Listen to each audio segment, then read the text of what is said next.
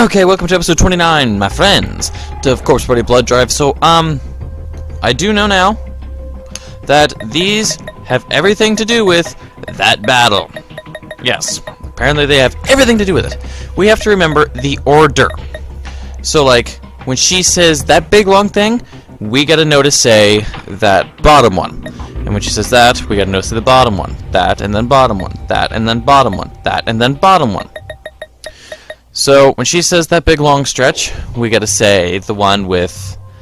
The way we're gonna remember this is the first letter. So, this should go in order, too. And when she says a big long one, we say that weird X thing. When she says one that's smaller with the same lightning bolt... So there's only two lightning bolts. One lightning bolt's X, one lightning bolt is H. C equals small h thing. R and R fit together, and then X and bolt. You know what? I think I got this. I think we can do this now. We actually have to go through all the talking again. I was going to just go through all the talking and get right to the point again, after me studying them alone, but I figured that I should actually let you guys try to, read it yourselves, see if you can memorize it, and see if you would do it right, watching when I didn't do it right. Just to have a little fun with it. But, yeah. We're gonna find out how well this is actually going to work. Oh, yep, work. Crows, whee! And I'm kind of forgetting the order, okay. I think I know what we're gonna be doing. Okay. I think we might have it this time. We might still screw up, but I think we got it this time. So I'm guessing I got some of them right last time to get the bad end, but like we were closer than normal. Yeah, look, you keep talking to me, but I gotta go. And exhale. All my friends want to help, but they can't help, because apparently only the bearer of the Book of Shadows can go. Look at her go! She's bossing up those stairs. She's just like, nope! And then slump. And then pause for the effect. Fly! And here we are. The Nirvana floating in the air. So is she here like through every game? And we just didn't know? I was thinking that's what's happened. Okay. Should be a really long one first, and then X, right? Yeah. No, X. Oh, I remembered! X equals this one. Holy Christ, we're doing good. C. C equals square. C equals X. Oh! I mean, we just did that one. H is C. Crap! Okay, now we're starting to bugger up. Where's the big long thing? Or at least know that one. H is C. Oh, buggery. We only got 2 tries. Oh, there's the big long thing. There's no R? Oh, there was no... I didn't have the right thing. Lightning bolt is X. We won!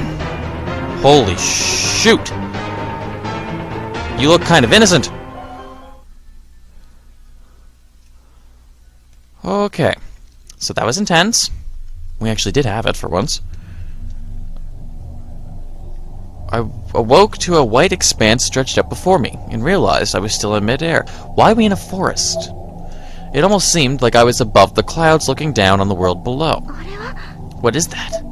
Finally, the light from the Book of Shadows faded, its power spent. I immediately lost my balance and fell through the sea of clouds, landing with a thump.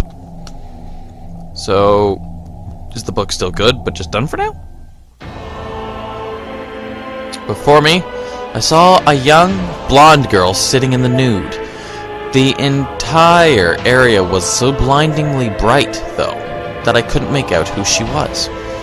The clouds clung to the ground, even here, giving my surroundings their unearthly glow, pure white, as if this were the aftermath of a blizzard. I could make out new details the longer I focused, and now noticed the girl before me had almost translucent blue eyes with no eyebrows. She was gazing fixedly at me. I could only think of this being as someone who existed beyond all human knowledge. One sec.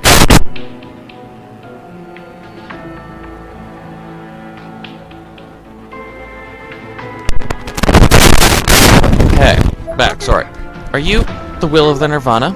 I addressed her with a fearful break in my voice, but she just continued staring at me in total silence. Return to this book! I raised the Book of Shadows, but the girl's expression did not change. As a descendant of the one who summoned you initially, I'd like to apologize. You were just sleeping, weren't you? Pauper vos integere protest. My name's Queen? The girl spoke, but I couldn't understand what she was saying. I wonder what language that is. Sociam iguap eret in flamma infernales. Sunt omnia viscera ejus configitur. Is that even English? You are completely nude, aren't you? The girl stood and began approaching me. I tried to take a step back, but tripped and fell. This was when I first noticed my surroundings. The clouds had receded a bit, revealing no snow broth, but a thick forest of half-dead trees. The girl approached me slowly, one step at a time, in an almost rhythmic manner. Not normal. Her mouth opened wide. Not... You get a puke... Oh! And a large branch popped out from the back of her throat. Suddenly, she was crucified, directly in front of me. Blood splattered everywhere. It was completely drenched. I screamed and tried to move back, but my legs had given out. Meanwhile, the Book of Shadows lay on the ground. It was the farthest thing from my mind at that moment. I'd like to know what's going on. Then, from behind the skewered girl, burning, I caught the sight of another girl who looked just like her flaming body hanging from a tree. It swung very slightly in place, creaking and groaning with each revolution.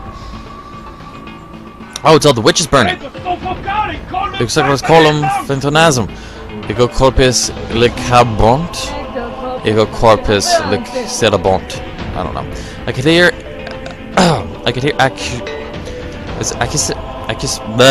accusatory yells in the same foreign language coming from the hysterical men and women in the forest. What is going on? Well, hello.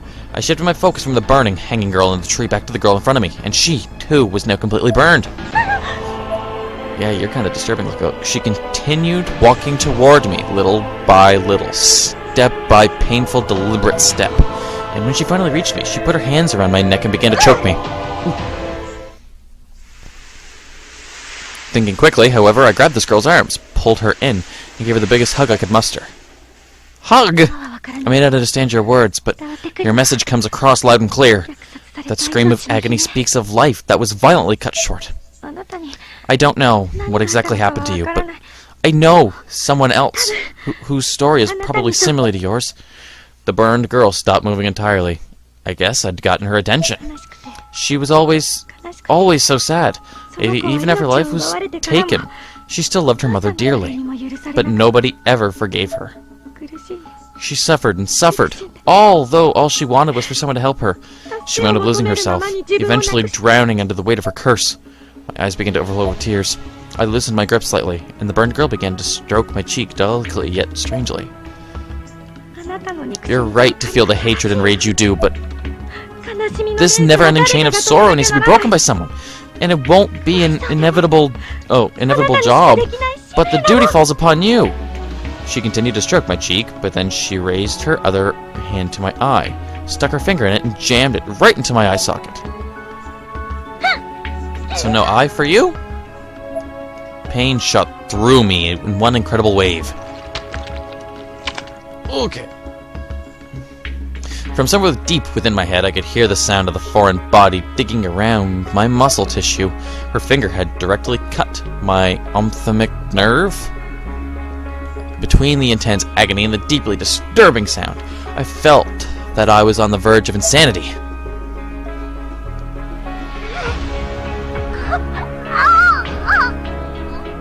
Jesus, that'd be awful. This must be the same pain this girl is feeling.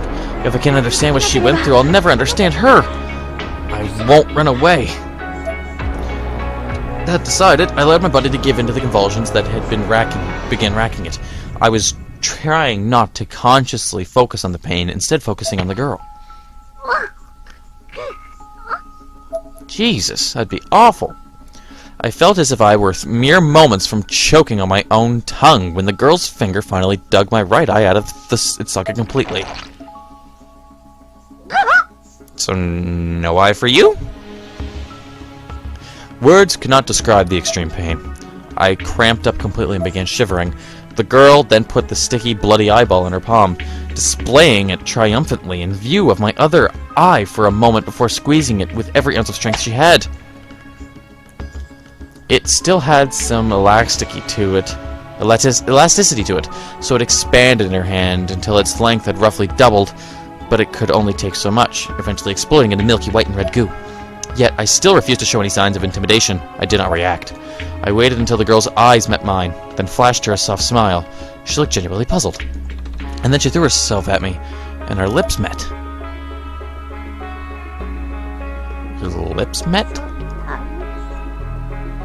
Solitarius. That's not really your lips meeting, that's... You don't got lips. I hugged her once more in spite of my trembling arms. So you had a moment with this thing. You had a wholehearted, full-on moment. Should I feel weird about that? A huge shockwave shook the air, transforming it into light and shattering around me.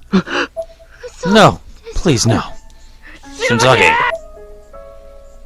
I could hear Kishinuma and the others yelling out in shock, having witnessed everything from the bottom of the stairs. Aika was there too. Was she? Oh, okay. When the light settled, I was standing at the top of those mystic red stairs, which had now reformed and stretched down below me to the remnants of Heavenly Host. I held my exploded right eye in my hand, and the Book of Shadows in my left. Nirvana done, I slowly, solemnly descended those stairs of light. Did you do it? Guys! Shinozaki, you're okay! Her eye looks okay from here, too. Class rep! Shinozaki, your eye! Yeah, it's gone. You're injured? I'm alright. There's a small price to pay for helping that girl move on. The Book of Shadows in my hand had a white sheen to it now. I gave a weak smile and slowly formulated in my mind the exact words I wanted to say. I'm sorry, everyone. I know I put you through a horrible mess, and no matter how many times I apologize, I know it'll never be enough. What I did is unforgivable. But I won't let you guys hurt anymore. I'll protect you from here in this nirvana. What are you saying? Did something happen, Shinozaki? This doesn't seem like you. Don't worry, I'm okay. I've just resolved to protect the people I hold dear. For real this time. Hey, Shinozaki. Kishinuma seemed especially perturbed by this resolution. He must have thought I was on the verge of sacrificing myself for the greater good or something, and rightly so. But the section of floor where I stood was up too high for Kishinuma or any others to reach me. They couldn't stop me. Not anymore. Shinozaki? I'm a descendant of the Shinozaki family too. So just like Sachiko, I'm going to swallow this nirvana and seal it away. Like Sachiko? You can't possibly! No! I'd been too embarrassed to look my friends in the eye while informing them of this, but knew I had to now. It was my last chance. I looked up at them, cheeks a little red. I guess this is goodbye. I giggled as playfully as I could. Enough of this bullshit, Shinozaki! You've been through enough already! Don't do this! Kishinuma was downright hysterical. But I still kept the same bright smile on my face. I wouldn't let go of it, no matter what. It's not all bad, you know. I saw in Yoshi's memories. Before Heavenly Host was made, when Sachiko sealed away the Nirvana, the person it was created for, whose existence had been erased, was able to get it back. So their existence will come back. Okay. So we're gonna swallow this for the sheer hope that that might happen. His existence, you mean? I might be able to do the same for Shinohara and Tsushimoto and Morshig. And Ms. Yui. I might be able to at least put everyone's memories of them back where they belong. Shinozaki. I'm happy. I'll have to say goodbye, but at least I'll still remain in everyone's thoughts. I'll still exist, and that's a pretty good deal in the end. Shinozaki! It's just much too sad a fate to be erased by the Nirvana. Shinohara, Tsushimoto, Morshig, and Ms. Yui. Is this really what you want? You need to stop thinking about other people and start thinking about yourself for a change! My fake hate had finally cracked. A single tear rolled down my cheek, then another, and another. And with impeccable timing, the Bukashata spoke, striking me while I was down. Unfortunately, there's no saving you. Controlling such dark magic requires equal compensation. Your spirit entity is no match for such it goes, so your very existence itself will be taken as payment. The hell? Those who come in direct contact with the Nirvana must accept the consequences of their actions. Those who alter the fabric of existence, doubly so. All memories will be forfeit. You will be remembered by none. Everything connected to your identity will be excised from reality. Choose wisely. Shinozaki, hey, this is no joke. You won't exist anymore. Choosing that for yourself willingly is just a sahin. Kishinuma. For a split second, I let my true feelings show, but then immediately forced a smile again. But if everyone's lives can go on back to normal, so fucking what? You don't get it at all! You need to stop the Shinozaki. Is there any other way? Yeah, class rep, I don't want to lose you or anyone else. I'm through with people vanishing from my life, so please just stop! Don't do this! Black magic does not come with a price. Well, it does come with a price, but even I don't want a future without you. I absolutely cannot agree with this course of action. Thank you all for your kind words, but this is something somebody has to do, and that somebody's going to be me. You could always keep the Nirvana intact and remain as its jailer instead. Are you certain the path you've chosen is the one you wish to walk? I won't leave this problem for the next generation to deal with. That just wouldn't be right. It wouldn't. Then I shall accompany you. But can a normal human like yourself truly consume this expanded Nirvana? I just have to swallow it all, right? I can handle that. I shaved a piece of flesh from the Heavenly Hills, fully prepared to illustrate this point. Okay. That's awful. Without thinking too hard about what I was doing, and ignoring the impulse in my body, I shoved the fetid meat in my mouth, chewed it, and gulped it down. You can't do this. My face wrapped in horror as I felt this morsel slide its way down my throat. I might as well have swallowed fire. This somehow triggered my back to pop open a slight bit and began spurting blood. How about no? The bits of flesh I was unable to stomach were then quickly and rather ungracefully regurgitated onto the floor. Everybody get out. Hurry! There's a hole leading back to the real world at the school's entranceway. I then picked up the flesh I spit out and tried to cram it back into my mouth. I was determined to keep it down. It would have been a lot easier. If it hadn't been gargling at me from my hands, however. Glaring. Wait, stop! Just stop! I turned to face Kishinuma, who was practically begging me not to go through with this. And it's not like I wanted to, I just had to. Stop this, please! We don't want you to disappear from our lives, not without a fight. I smiled. The sentiment was truly heartwarming. You always did look out for me. Don't think I didn't notice. Even if you forget I exist, I'll never forget you, Kishinuma. Kishinuma's eyes swelled with tears. When you patted me on the head, it made me really happy. I smiled again, even while tears were streaming down my face. You gotta stop eating that stuff, man. Okay. This time, after swallowing the wall meat, blood began spurting from my head. Yet, finally, my action seemed to be having effect, as the wall in front of me began to fizzle away in a blood-red mist, ultimately vanishing before my eyes. Stop. Stop doing that. God damn it all! Kishinuma collapsed to his knees. Now the shockwave rocked the whole of the dimension. It was so enormous that the ceiling fell in and the nearby wall began to crack. Whatever rickety parts of the school were left had begun crumbling around us. You're really something, Yumi Shinozaki. Let's get out of here while we still can. Come on, get up. Do you want her to die? Her death be in vain? It's like we could stop her either way, not from here. Let her do what she feels she has to. She's the successor to Shinozaki's bloodline. It's her right. Class rep. I'll never forget you, Shinozaki, no matter what. Big brother! Satsuki, you're okay! Yeah, though Satsuki's still out cold. Get your asses moving! Do you want to be eaten alive alongside the Nirvana? I'll leave you behind if I have to. Yoshiki, let's go. Yoshiki don't want to go. Yoshiki sad. I would be too.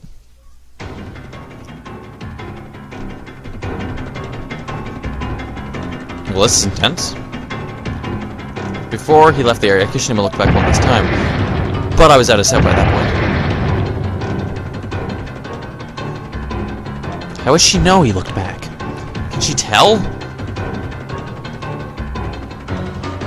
Look at them go. Kishinuma! We carefully but swiftly made our way through the rubble of the former bell tower. Along the way, Yoshiki paused for a moment to look up at the stairs and caught a glimpse of Mizuchi's clothes. Those are... So he died too, huh? It was only a moment's distraction, however. Yoshiki, like the rest of us, very quickly continued on his way. Why do you keep turning around, you bloody idiot? Can I run now?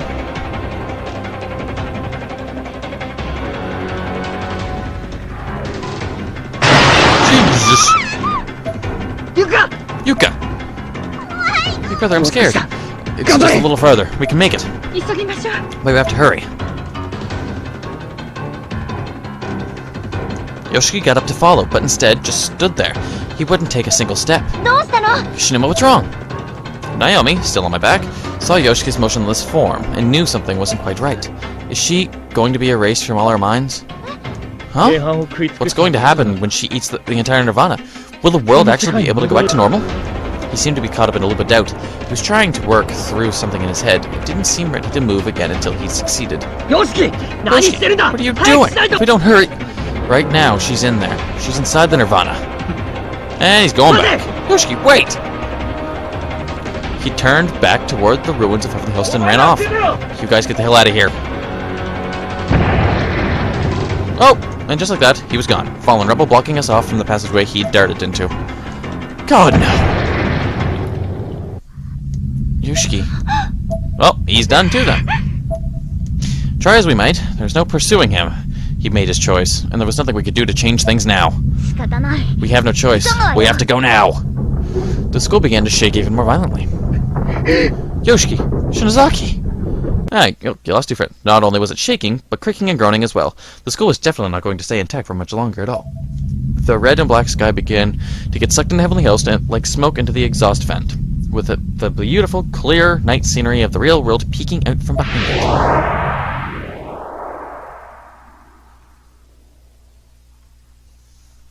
So, nothing good. That's what I get from it.